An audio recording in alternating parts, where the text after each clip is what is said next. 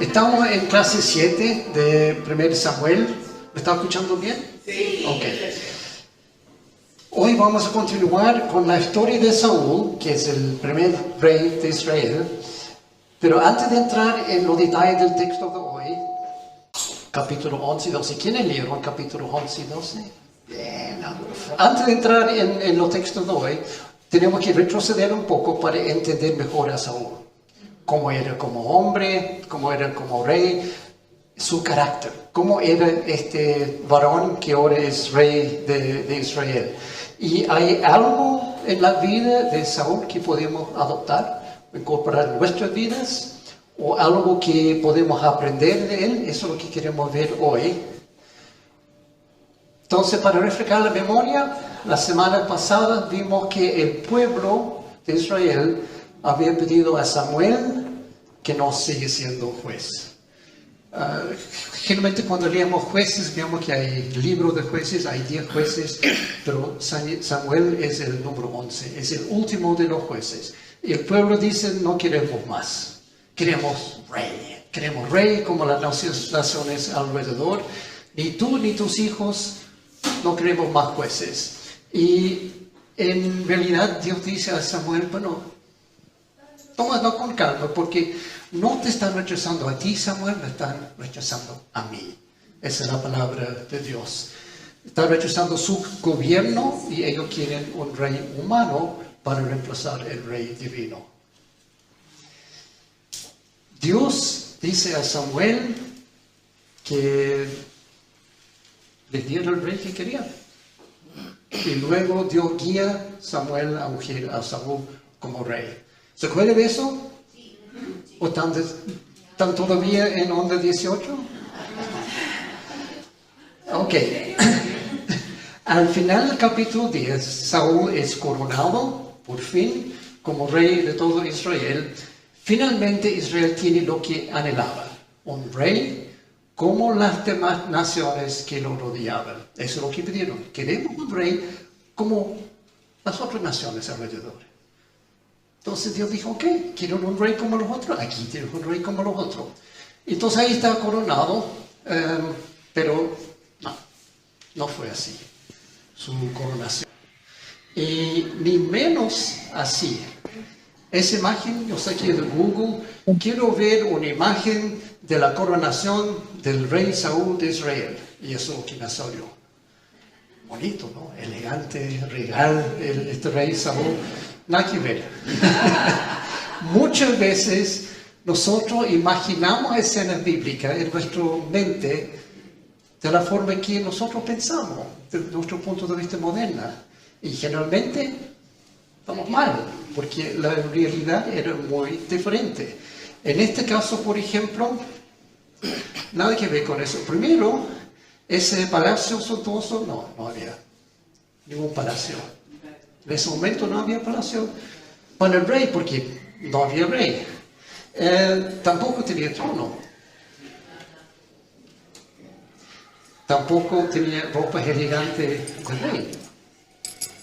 Incluso, ni siquiera había corona. O sea, de esa imagen, incluso no fue coronación tampoco, porque ¿cómo se puede coronar si no tiene corona? Entonces, lo que había es solamente un hombre parado frente al pueblo y frente a Samuel. Aquí vamos a leer, para refrescar la memoria, Samuel 10, 17 al 19. Dicho esto, Samuel hizo que se acercaran todas las tribus de Israel, y al echar la suerte fue escogida la tribu de Benjamín. Luego mandó que se acercara la tribu de Benjamín, familia por familia, y la suerte cayó sobre la familia de Matri, y finalmente sobre Saúl, hijo de Quis. ¿Y qué pasó aquí? Entonces fueron a buscar a Saúl, pero no lo encontraron. O sea, me equivoqué en esto también. Tampoco fue así. Dice que había hombre para coronar. No había nada de esa coronación que Google dice. Entonces, la pregunta, ¿dónde estaba este gran rey de Israel? Es su coronación. Y dice, fueron a buscarlo y no lo encontraron. Versículo siguiente. De modo que volvieron a consultar al Señor. ¿Ha venido aquí ese hombre? Sí, respondió el Señor, pero se ha escondido entre el equipaje.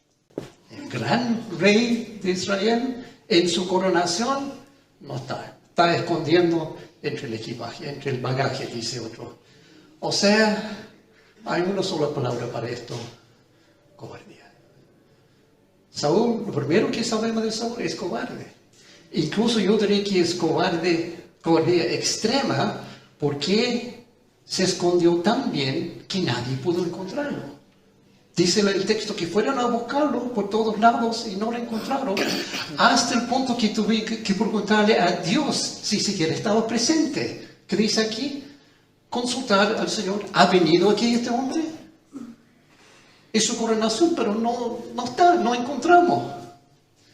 2 veces preguntaron al Señor dónde estaba. ¿Cómo sabemos? Volvieron a consultar al Señor. Por segunda vez ya. Incluso la reina Valera dice, preguntaron pues otra vez a Jehová, ¿dónde está este hombre?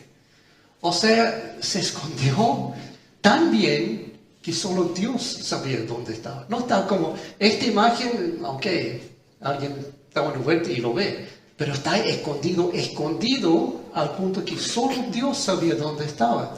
Sí, respondió el Señor, pero se ha escondido entre el equipaje. Y cuando lo encontraron, parece que no quiso salir por su propia voluntad, ¿no? Que dice el próximo versículo. Fueron corriendo y lo sacaron de ahí. O sea, salga de ahí, es tu coronación, ponte de pie, hombre. Estoy especulando un poco con la palabra, pero se entiende, lo sacaron. No dice que hablaron con él, que por favor venga con nosotros. Lo sacaron, se entiende, a la fuerza. Y finalmente Saúl es presentado ante todo Israel. Versículo siguiente. Y cuando Saúl se puso en medio de la gente, vieron que era tan alto que nadie le llegaba al hombro. Es alto este tipo. Pero curiosamente, las únicas 2 calidades buenas que la Biblia habla de Saúl es alto y es guapo. No hemos visto nada bueno. No habla de su carácter o su vida espiritual o su personalidad. La única cosa que la Biblia dice que es el más guapo de todos los hombres de Israel, el más alto. Las únicas 2 calidades buenas que destaca aquí la Biblia. En cambio, ya conocemos 3 defectos de carácter. Primero es cobarde, ya lo vimos. Y también se rinde fácilmente y no sigue instrucciones. ¿Cómo sabemos eso último 2? El caso de las burras. El papá dijo, anda a buscar, las burras están perdidas. Y después de 3 días dice, ok, ya me aburrí, volvemos a la casa. Solamente 3 días. Y el papá había dicho, busca. Y le dice, bueno, no, hasta ahí nomás llegamos. Si quiere verlo, capítulo 9, 3 al 5. Y aún así, ni siquiera había pensado pedirle ayuda a Dios para encontrar la prueba. No había orado, no había preguntado a nadie. Incluso fue sugerencia de su criado hacer eso. En versículo 6, el criado contestó, en este pueblo vive un hombre de Dios que es muy respetado. ¿Por qué no vamos allá? Ni se ocurrió a Saúl pedirle a Dios, ¿dónde están las burras? El criado sí, vamos, a lo mejor Samuel sabe, a lo mejor él podría orar, es hombre de Dios. Parece que el viejo dicho es muy correcto en este caso, las apariencias engañan. Pero aquí al revés, hay un dicho en inglés que dice, don't judge a book by its cover, no juzgue el libro por la tapa. Aquí estamos mirando la tapa, wow, tiene que ser buen libro, y uno abre, esto es basura. Lo mismo con Saúl. Se ve como gran hombre apto para ser rey, pero en realidad de lo que hemos visto no lo es. Lo único a su favor, guapo y alto. Veremos estos defectos de carácter y otros adicionales en acción durante la próxima semana mientras seguimos la historia de Saúl. Pero es muy importante entender primero quién es este hombre.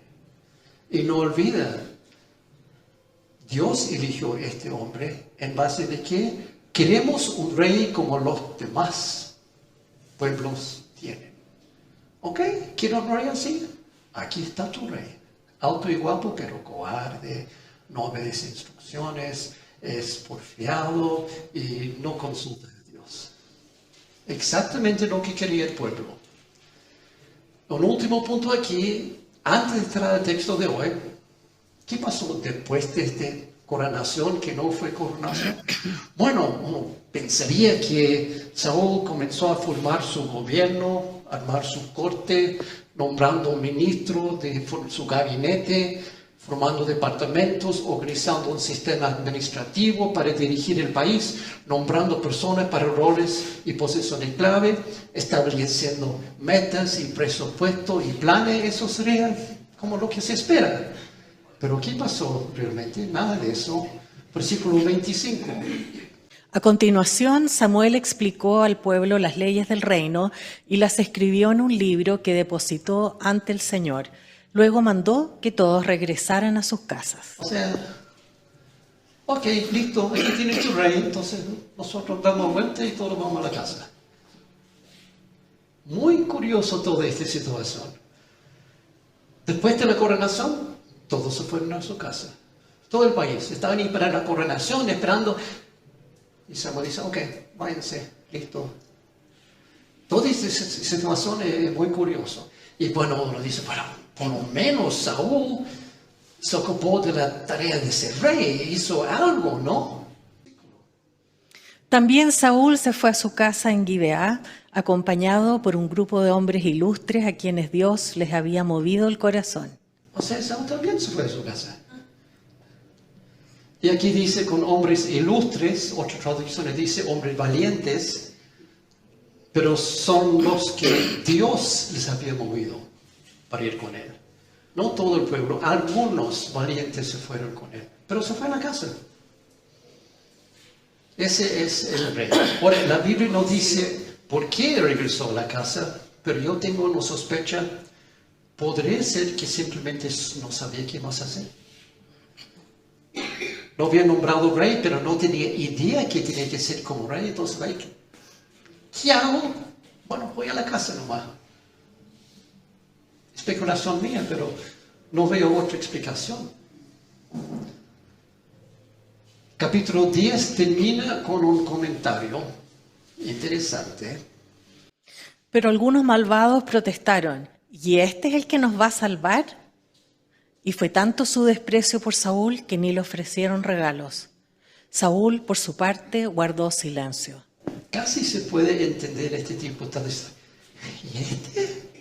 ¿Nuestro rey? No lo creo. No le compraron. ¿Por qué? Como líder no fue inspirador. No inspiraba confianza, no inspiraba conocimiento, no inspiraba espiritualidad, no inspiraba nada. Simplemente no era un líder inspirador. Solo aquellos quienes Dios tocó específicamente lo siguieron. Ok, con eso tenemos lo necesario para ver los próximos capítulos. Entonces, abren sus Biblias en 1 Samuel, capítulo 11, y vamos a revisar el texto que todos ya leyeron en casa como 5 veces. Ok. Comienza de esta forma, 1 Samuel capítulo 11, 1 al 4. Yo estoy leyendo aquí la Nueva Biblia de las Américas. También en alguna parte voy a leer Reina Valera y otra la NBI. Voy saltando entre versión y versión, porque algunas versiones explican de forma mejor. Entonces, en este caso, NBLA, la Nueva Biblia de las Américas. Y subió Nahas el amonita. Ok. Antes de entrar en eso, algunas traducciones de la Biblia tienen una sección adicional al final del capítulo 10 o al principio de 11. No están en todas las Biblias. Dice: Ahora bien, Nahas, rey de los amonitas, había estado oprimiendo gravemente a los gaditas y a los rubenitas. Les sacaba el ojo derecho a cada uno de ellos y no concedía a Israel un libertador. No quedó ninguno de los israelitas al otro lado del Jordán a quien Nahás, rey de los amonitas, no le hubiera sacado el ojo derecho. Pero había 7,000 hombres que habían escapado de los amonitas y habían entrado en Jabes de Galaad. Como digo, no están en todas las traducciones. Algunos lo tienen, otros no. Algunos al final del capítulo 10, otros al principio del capítulo 11, pero no tienen número de versículo. ¿Por qué? Este texto adicional se encuentra solo en 2 lugares. En uno de los rollos del Mar Muerto, si quieres verlo, es el que tiene código 4 Kusama, y en los escritos del historiador judío Josefo, quien escribió en el año 70, más o menos lo mismo tiempo de Juan escribiendo Apocalipsis. Josefo está escribiendo su historia de la nación judía y él menciona ese texto. Y también, curiosamente, está en la Septuaginta. ¿Qué es la Septuaginta? ¿Alguien se acuerda? Traducción griega del hebreo original. Entonces, está en la Septuaginta, pero no está en el hebreo antiguo, original. ¿Debería estar ahí? ¿Quién sabe? Los expertos aún lo debaten.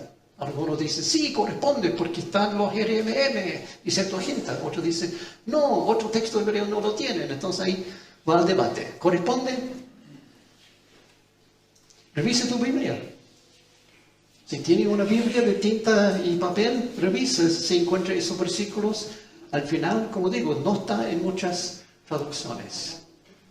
O está al final de 10 o al principio de 11. Muy pocas las tiene. De ser así, si tu Biblia lo tiene, probablemente hay un asterisco y una nota a pie de página que dice esto se encuentra solamente en el rollo no sé cuánto y en Josefo. Pero no está considerado realmente. ¿Está en el tuyo? En la NTV, ahí está. Bien. Muy poca Biblia lo tiene. Con una nota a pie de página, seguro. Sí. Exacto. Para entender que no está claro si corresponde o no. Exacto, ahí está. Ahora, independiente de si se debe considerar texto inspirado o no, yo creo que no, personalmente, porque la evidencia es muy débil, pero igual proporciona algo de contexto útil para entender el inicio del capítulo 11. Ahora volvemos a lo que dice acá. Y subió Nahás el amonita y sitió a Jabes de Galaad, y todos los hombres de Jabes dijeron a Nahás, haz un pacto con nosotros y te serviremos. Primer punto interesante, este nombre Nahás significa serpiente.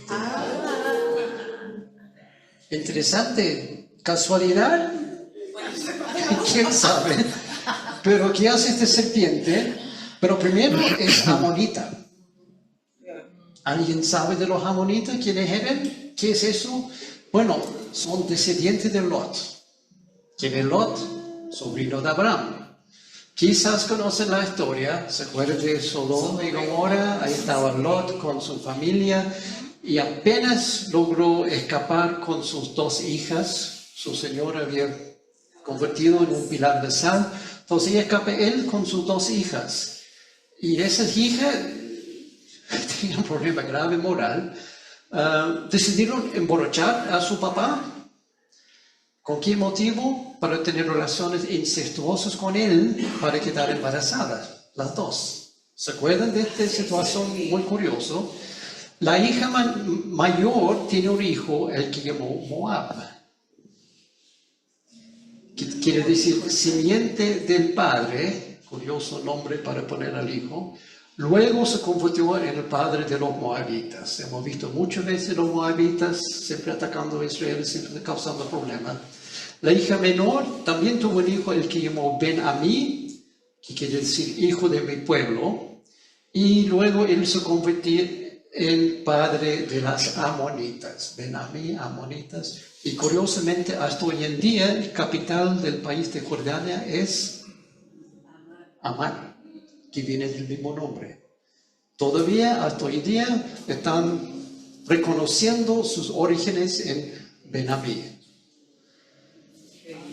Entonces, estos dos hombres, Moab y Ben-Ammi, son los jefes eventualmente de los moabitas y los amonitas, y Nahas es uno de los amonitas.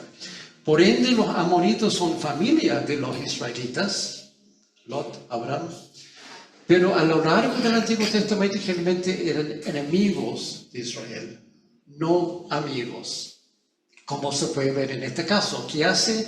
Nahas el amonita sitió a Jabes de Galaad.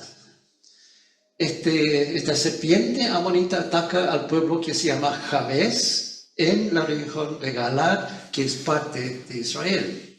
Y para poner todo esto en perspectiva con un mapa, ahí tenemos todo Israel. Galaad es esa parte de aquí, y abajo Amón y Moab.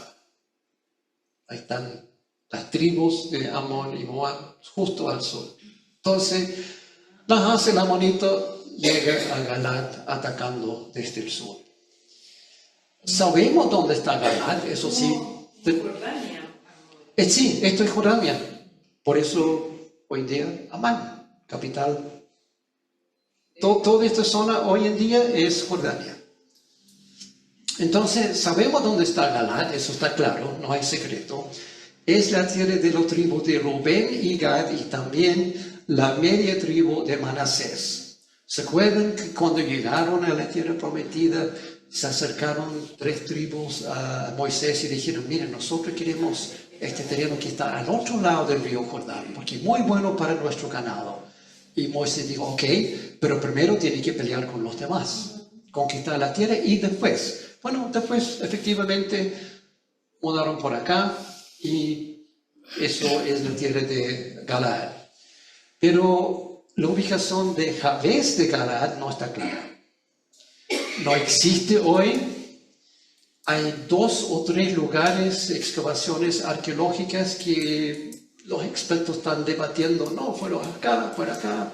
No se sabe con certeza, pero probablemente está en esta zona, al lado del río Jordán, Jabesh Gilead, ese lugar.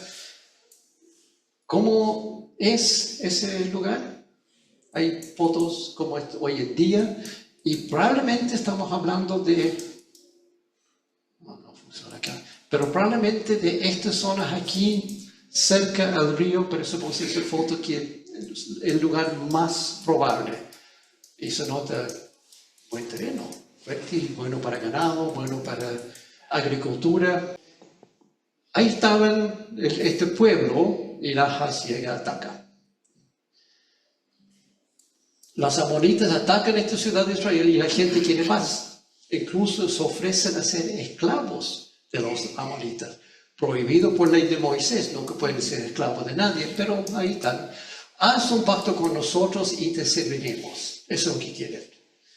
Y esa serpiente responde con una oferta interesante en el versículo siguiente.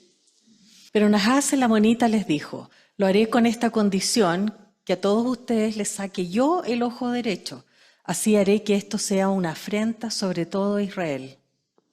Asqueroso, pero esa es su oferta. Ok, pueden ser mis esclavos, pero te voy a quitar el ojo derecho. Y uno pregunta, ¿por qué el ojo derecho? ¿Por qué no izquierdo? ¿O alguno derecho, otro izquierdo? ¿Por qué específicamente ojo derecho? Probablemente porque soldados. El arquero necesita su ojo derecho.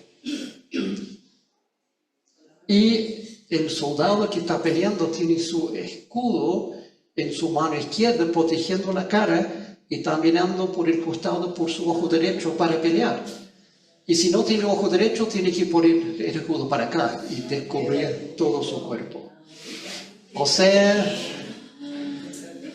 estratégica es tenaz. Esa serpiente, más astuto que cualquier otro animal, como dice Génesis. Entonces, probablemente por eso, sin su ojo derecho, igual pueden trabajar como esclavos. Por eso no dice se corta una mano o una piel, porque ahí no pueden funcionar como esclavos, pero sin un ojo sí, pueden funcionar como esclavos, pero no como soldados. No pueden pelear, no pueden atacar ni defender. Entonces él sabe que nunca va a tener problema de un motín que este pueblo llegue en contra de él. Muy cruel, pero eso es lo que él ofrece. Pueden ser mis esclavos, te saco el ojo derecho, o si no, voy a matar a todos. Los israelitas responden a Nahas diciendo: Y los ancianos de Jabes le dijeron: danos 7 días para que enviemos mensajeros por todo el territorio de Israel. Y si no hay quien nos libre, nos entregaremos a ti. Ok, aquí están, piden una semana para ver si hay alguien en Israel que puede defender. Y la historia continúa y Saúl aparece en escena. Por fin, volvemos a Saúl. Entonces los mensajeros fueron a Gibeá de Saúl y hablaron estas palabras a oídos del pueblo. Y todo el pueblo alzó la voz y lloró. Y sucedió que Saúl regresaba del campo detrás de los bueyes y dijo: ¿qué pasa con el pueblo que está llorando? Entonces le contaron las palabras de los mensajeros de Jabes. Ahí está, pero ¿dónde estaba este gran rey nuevo de Israel en todo esto? Regresado del campo. Está hablando su campo. Vimos al final del capítulo 10 que se fue a la casa. Ahí está, haciendo lo que sabe hacer. Cultivar la tierra. No está actuando como rey en absoluto. Este hombre tiene muchos defectos de carácter. Pero de repente hay un cambio dramático en la escena. ¿Qué sucede aquí? El Espíritu de Dios vino con poder sobre Saúl al escuchar esta palabra. Ahí la cosa cambia. Gran cambio. Ha llegado el Espíritu Santo y ahora las cosas cambian de forma drástica. Incluso se puede decir acá que Saúl deja de ser granjero y se pone la pantalones de rey guerrero. Pantalones largos. Ahora, realmente se pone como debería ser. Deja su vida aquí de bueyes y de arar. Pero este es como un déjà vu. ¿Qué dice acá? El capítulo anterior, capítulo 10, habíamos visto en su coronación, o antes de su coronación, cuando llegaron allá a la colina, y aquí un grupo de profetas salió al encuentro, y el Espíritu de Dios vino sobre Saúl, con gran poder, y profetizó entre ellas, capítulo 10. Y ahora estamos en capítulo 11. El Espíritu de Dios vino con poder sobre Saúl. O sea, ¿qué pasa aquí? ¿Dónde? ¿Cómo? ¿Saúl fue bautizado del Espíritu Santo 2 veces? No. De hecho, Saúl nunca fue bautizado en el Espíritu Santo. Ni una sola vez. Esto no es bautismo en el Espíritu. Y varios están mirando con cara de... Ok. Este causa confusión, este tema. No tenemos tiempo ahora para profundizar en todo esto, pero básicamente no hubo bautismo en el Espíritu Santo en todo el Antiguo Testamento. Esto no sucedió hasta después de la resurrección y de la ascensión de Jesús el día de Pentecostés. Hechos 1 al 5 dice: Una vez, mientras comía con ellos, ordenó: no se alejen de Jerusalén, sino esperen la promesa del Padre, de la cual les he hablado. Juan bautizó con agua, pero dentro de pocos días ustedes serán bautizados con el Espíritu Santo. Jesús diciendo: espera, viene, no he llegado todavía, pero esperen aquí en Jerusalén y van a estar bautizados con el Espíritu Santo. Juan lo explica claramente varias veces en su evangelio. Vamos a ver solamente 2 versículos aquí. Juan 16:7 dice: pero digo la verdad, hablando Jesús, obviamente, le conviene que me vaya, porque si no lo hago, el Consolador, o sea, el Espíritu Santo, no vendrá a ustedes. En cambio, si me voy, se lo enviaré. O sea, no había sido enviado todavía. 7:39, aún más claro. Con esto se refiere al Espíritu que habrían de recibir más tarde los que creyeron en Él. Más tarde. Hasta ese momento el Espíritu no había sido dado porque Jesús no había sido glorificado todavía. No había bautismo en el Espíritu Santo hasta que Jesús fuera glorificado. Y eso no puede suceder hasta crucifixión, resurrección y ascensión. En ese momento Jesús recibe nuevamente su gloria. Por la corte de luz estamos un poco atrasados. Si tenemos tiempo al final, ahí podemos contestar preguntas, pero tenemos solamente 25 minutos para terminar. Pero aquí está clarísimo. Nadie podría ser bautizado en el Espíritu Santo sino hasta después de que Jesús hubiera sido glorificado. Clarísimo. Este bautismo en o con el Espíritu Santo, algunas traducciones dicen en, otro con, ocurre una sola vez en tu vida, al momento de ser salvo. En ese momento uno es bautizado en el Espíritu Santo. Y algunas teologías que parece que no lograron leer esto de Juan 7:39 porque dicen otra cosa referente al bautismo, pero el Señor lo deja muy claro. Al momento de ser salvo, uno es bautizado en el Espíritu Santo. En tal momento también somos sellados por el Espíritu Santo, Efesios 1:13 al 14, o 2 Corintios 1:21 al 22 aclaran, en ese mismo momento, cuando somos bautizados, somos salvos, el Espíritu Santo nos sella, somos sellados. Nada de eso es el caso de Saúl. ¿Por qué? Porque Jesús no había sido glorificado todavía. En los tiempos de Saúl, estamos hablando de casi 1100 años antes de Cristo. Por lo tanto lo que sucede a Saúl no es bautismo del Espíritu Santo. ¿Están conmigo ahora? Entonces llega la pregunta, ¿qué pasó con Saúl? Súper cortito. Es el momento de ser salvo, cuando uno lo recibe como Señor y Salvador. Exacto, sí. En ese momento, bautizado en el Espíritu Santo. Y también otra cosa que muchos no toman en cuenta, en ese momento reciben un don espiritual. Por lo menos un don. Podemos hablar de eso después, pero eso del bautismo del Espíritu Santo es un tema que causa confusión. Ojalá que he logrado explicarlo un poco. Entonces, Saúl no fue bautizado en el Espíritu Santo porque vivió mucho antes de Jesús, mucho antes de la llegada del Espíritu Santo en ese sentido. Entonces, volviendo a Saúl, a lo que vimos antes, ¿cómo se explica aquí que el Espíritu Santo vino sobre Saúl? Que no es el bautismo. Lo que sucede aquí se llama ser ungido por el Espíritu Santo, o a veces se llama llenura del Espíritu, o incluso ser revestida por el Espíritu Santo. Lucas 24:49 es uno de esos casos. No es el bautismo, no hay que confundirse. El bautismo es el momento de salvación. Esto de llenura, en el Antiguo Testamento sí. Aquí notamos claramente, 2 veces Saúl fue llenado o ungido, como quiere llamarlo, por el Espíritu Santo, capítulo 10 y capítulo 11. Esta llenura del Espíritu puede ocurrir varias veces en la vida. Bautismo, una sola vez, en el momento de ser salvo. Pero llenura, N veces. En el caso de Saúl, por lo menos 2 veces que sabemos. Y después vamos a ver en un momento que el Señor quita el Espíritu Santo de Saúl. Que no sucede en el Nuevo Testamento. Bautizado en el Espíritu Santo, nunca hay en el Nuevo Testamento ninguna parte donde Dios dice que quitó el bautismo de una persona. Pero en el Antiguo Testamento sí, porque es otra cosa, no hay que confundirse. 2 veces en el caso de Saúl, en el caso de Pedro, por lo menos 3 veces que están en la Biblia, fue llenado del Espíritu Santo, aparte de ser bautizado en el Espíritu Santo.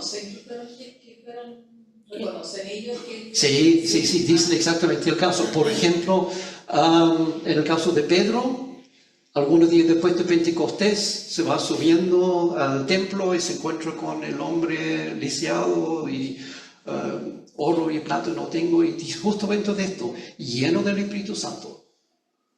Pedro habló con el hombre. Y otra vez, hay 3 ocasiones que habla de Pedro, llenado del Espíritu Santo, y después hace algo. Pablo, por lo menos 2 veces.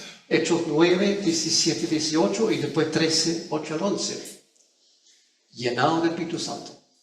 Eso es adicional a ser bautizado del Espíritu Santo. Esta llenura o unción siempre está asociado con poder. Porque eso es lo que hace el Espíritu Santo en uno. Te da poder. Cuando el Espíritu Santo quiere que tú hagas algo, te da el poder para hacerlo. El Espíritu Santo no quiere que tú hagas por tu propia cuenta. Él quiere que tú hagas con el poder del Espíritu Santo.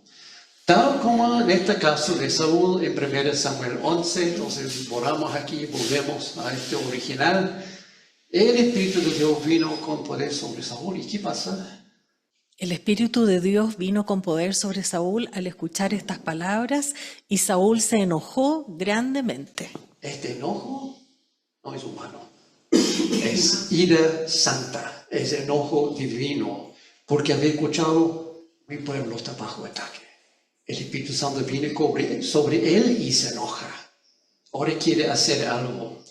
Otro traducción dice, su ira ardió en extremo y otros enfurecido, Saúl, porque están atacando a su pueblo, el pueblo de Dios. Tomando una yunta de bueyes, los cortó en pedazos y los mandó por todo el territorio de Israel por medio de mensajeros, diciendo, así se hará a los bueyes del que no salga en pos de Saúl y en pos de Samuel. Entonces el terror del Señor cayó sobre el pueblo, y salieron como un solo hombre. Y Saúl los contó en Besec, y los israelitas eran 300,000, y los hombres de Judá 30,000. Y dijeron a los mensajeros que habían venido, así dirán a los hombres de Jabes de Galaad, mañana cuando caliente el sol serán librados. Comentario aquí, cuando se fue a la casa después de su coronación, una puñada de hombres lo siguieron. Ahora 330,000, porque ahora está actuando con el poder del Espíritu Santo. Es otra cosa. Sigamos. Entonces los mensajeros fueron y lo anunciaron a los hombres de Jabes, y estos se regocijaron. Entonces los hombres de Jabes dijeron a Nachas, mañana saldremos a ustedes y podrán hacernos lo que les parezca bien. A la mañana siguiente, a la vigilia de la mañana, Ese vigilia de la mañana, para que tenemos claro en nuestro reloj, entre 3 y 6 de la madrugada, esa hora. Entonces ataca. Cuando todos están dormidos, Saúl ataca. ¿Ves que había aprendido algo de Gedeón? Saúl dispuso al pueblo en 3 compañías y entraron en medio del campamento e hirieron a los amonitas hasta que calentó el día. O sea, hasta mediodía. Desde la madrugada hasta mediodía están peleando y Los que quedaron fueron dispersados, no quedando 2 de ellos juntos. arrasaron. ¿Con qué? ¿Con el poder de Saúl? El poder del Espíritu Santo. Entonces el pueblo dijo a Samuel, ¿quién es el que dijo, ha de reinar Saúl sobre nosotros? Traigan a esos hombres para que los matemos. Pero Saúl dijo, a nadie se matará en este día, porque hoy el Señor ha hecho liberación en Israel. Entonces Samuel dijo al pueblo, vengan, vayamos a Gilgal y renovemos el reino allí. Así que todo el pueblo fue a Gilgal, y ahí en Gilgal hicieron rey a Saúl delante del Señor. Ahí también ofrecieron sacrificio de las ofrendas de paz delante del Señor, y se regocijaron grandemente ahí Saúl y todos los hombres de Israel. Esta es la coronación de eso. Ahora que tiene el Espíritu Santo, ha mostrado cómo Él puede actuar con el Espíritu Santo. El pueblo dice, ya, este es nuestro rey. Ahora sí me convenciste. Porque antes, en la primera coronación, nada. ¿Qué cambio tan dramático en este hombre? ¿Qué pasó con el buen mozo grándolo cobarde que se escondió entre el equipaje, atemorizado, y luego caminó tranquilamente a su casa para arar el campo? Y ahora se convierte en guerrero, triunfante, rey. ¿Qué pasó? ¿Qué sucedió? ¿Cuál es la diferencia? 8 versículos antes, ya lo vimos, pero vale la pena destacarlo. Versículo 6. El Espíritu de Dios vino con poder sobre Saúl. Eso es lo que pasó a este hombre. Antes, cobarde, débil, no sabía qué hacer, viene el Espíritu Santo y ya. Vamos, atacamos, ganamos. Saúl no hizo nada de esa victoria sobre los amonitas por su cuenta, por sí solo, los hizo mediante el poder del Espíritu Santo. ¿Qué dice Zacarías 4:6? Y por fuerza, y por poder, sino por mi espíritu, dice el Señor. Eso es lo que hace el Espíritu Santo, nos da poder para lograr lo que Dios nos ha llamado a hacer. ¿Dios te ha llamado? Levanta la mano todo lo que Dios ha llamado aquí. Espero ver todas las manos arriba.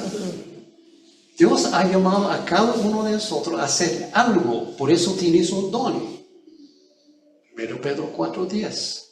Ponga a disposición de los demás el don que haya recibido. Cada uno tiene un don y es el poder del Espíritu Santo que te ayuda a poner en acción tu don.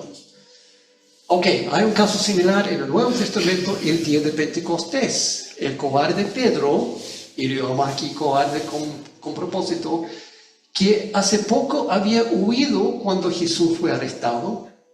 Todos se fueron corriendo. Hasta uno que dejó atrás su ropa porque alguien agarró su camisa y fue corriendo desnudo. Todos. Después lo digo 3 veces. Y ahora Pentecostés está escondido en un aposento alto tras puertas cerradas. ¿Y qué pasa aquí? Vamos a ver. Hechos 2:2-4. De repente vino del cielo un estruendo como de un viento recio que soplaba, el cual llenó toda la casa donde estaban, y se les aparecieron lenguas repartidas como de fuego, asentándose sobre cada uno de ellos. Todos fueron llenos del Espíritu Santo. ¿Qué pasó con este cobarde de Pedro?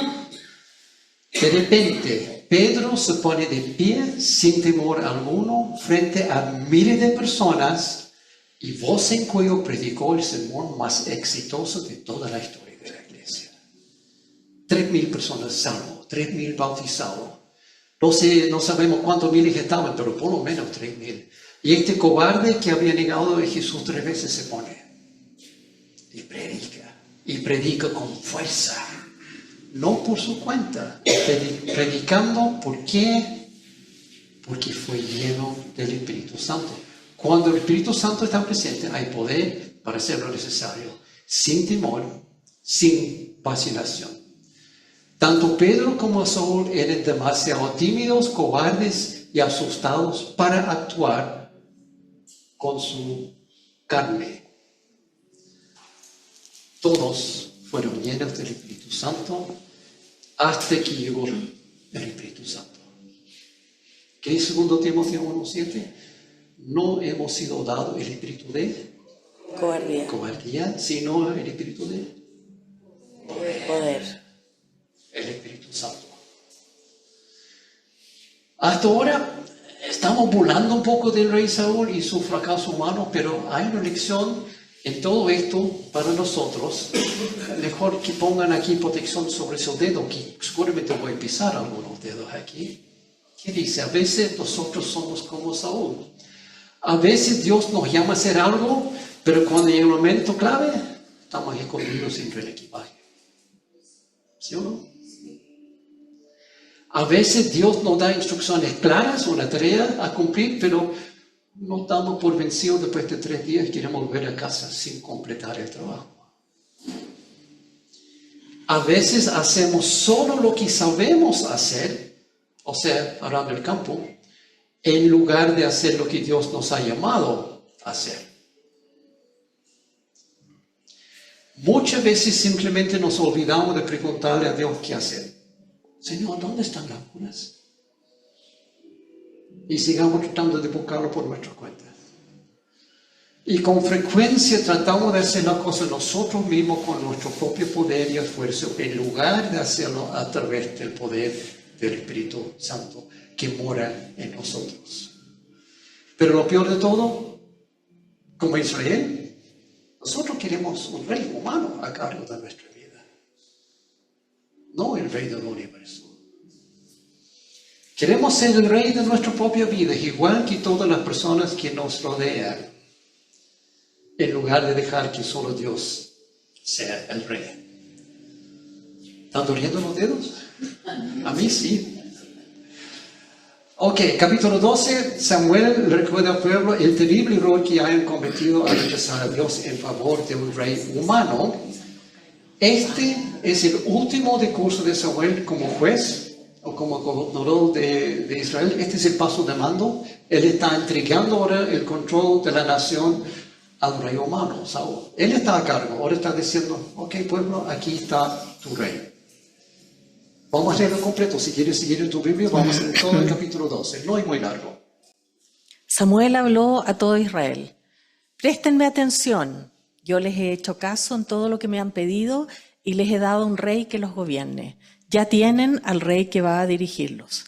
En cuanto a mí, ya estoy viejo y lleno de canas, y mis hijos son parte del pueblo. Yo los he guiado a ustedes desde mi juventud hasta la fecha. Aquí me tienen. Pueden acusarme en la presencia del Señor y de su ungido. ¿A quién le he robado un buey o un asno? ¿A quién he defraudado? ¿A quién he oprimido? ¿Por quién me he dejado sobornar? Acúsenme y pagaré lo que corresponda. No nos has defraudado, respondieron. Tampoco nos has oprimido ni has robado nada a nadie. Samuel insistió, que el Señor y su ungido sean hoy testigos de que ustedes no me han hallado culpable de nada. Él es testigo, fue la respuesta del pueblo. Además, Samuel dijo, testigo es el Señor, quien escogió a Moisés y a Aarón para sacar de Egipto a los antepasados de ustedes. Y ahora préstenme atención. El Señor los ha colmado de beneficios a ustedes y a sus antepasados, pero yo tengo una querella contra ustedes ante el Señor. Después de que Jacob entró en Egipto, sus descendientes clamaron al Señor. Entonces el Señor envió a Moisés y a Aarón para sacarlos de Egipto y establecerlos en este lugar. Pero, como se olvidaron de su Señor y Dios, Él los entregó al poder de Sísara, comandante del ejército de Hazor, y al poder de los filisteos y del rey de Moab. Y ellos les hicieron la guerra. Por eso ustedes clamaron al Señor. Hemos pecado al abandonar al Señor y adorar a los ídolos de Baal y a las imágenes de Astarte. Pero ahora, si nos libras del poder de nuestros enemigos, solo a ti te serviremos.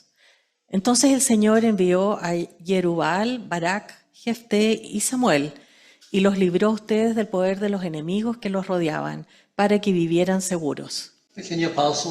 Jerubbaal, ¿quién es? ¿Otro nombre para él? Gedeón.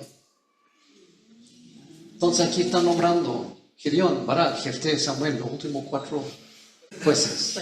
Sigamos. No obstante, cuando ustedes vieron que Nahas, rey de los amonitas, los amenazaba, me dijeron, no, queremos que nos gobierne un rey. Y esto a pesar de que el Señor, su Dios, es el rey de ustedes. Pues bien, aquí tienen al rey que pidieron y que han escogido. Pero tengan en cuenta que es el Señor quien les ha dado ese rey. Si ustedes y el rey que los gobierne temen al Señor su Dios y le sirven y obedecen, acatando sus mandatos y manteniéndose fieles a Él, magnífico. En cambio, si desobedecen al Señor y no acatan sus mandatos, Él descargará su mano sobre ustedes como la descargó contra sus antepasados. Y ahora préstenme atención y observen con sus propios ojos algo grandioso que el Señor va a hacer. Ahora no es tiempo de lluvias, sino de cosecha de trigo. Sin embargo, voy a invocar al Señor y Él enviará truenos y lluvia. Así se darán cuenta de la gran maldad que han cometido ante el Señor al pedir un rey. Samuel invocó al Señor y ese mismo día el Señor mandó truenos y lluvia. Todo el pueblo sintió un gran temor ante el Señor y ante Samuel y dijeron a Samuel, ora al Señor tu Dios por nosotros, tus siervos, para que no nos quite la vida. A todos nuestros pecados hemos añadido la maldad de pedirle un rey. Interesante. Ora al Señor tu Dios, dice la Samuel. Todavía no han aprendido la lección. No saben quién es su Dios. Piensan que Dios es el Dios de Samuel. Sigamos.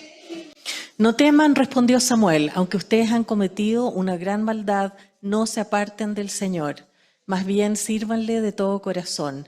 No se alejen de Él por seguir a ídolos inútiles que no los pueden ayudar ni rescatar, pues no sirven para nada. Por amor a su gran nombre, el Señor no rechazará a su pueblo. De hecho, Él se ha dignado hacerlos a ustedes su propio pueblo. En cuanto a mí, que el Señor me libre de pecar contra Él, dejando de orar por ustedes. Yo seguiré enseñándoles el camino bueno y recto. Pero los exhorto a temer al Señor y a servirle fielmente y de todo corazón, recordando los grandes beneficios que Él ha hecho en favor de ustedes. Si persisten en la maldad, tanto ustedes como su rey serán destruidos. Fin del curso final de Samuel como juez. Pero esta última parte yo encuentro consejo genial de Samuel, no solamente para el pueblo de Israel, sino para nosotros, hoy, aquí. Primero, temer al Señor.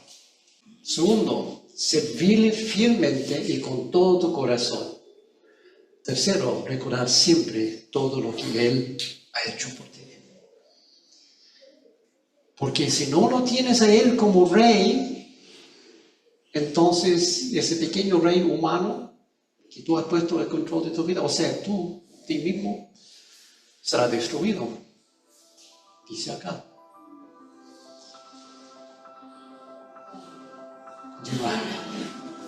Próximo domingo, clase 8, 1 Samuel, vamos a ver un poco más referente a Saúl. Ahí está el código QR para todo el material. En este momento están PowerPoint. Mañana o pasado voy a subir el video.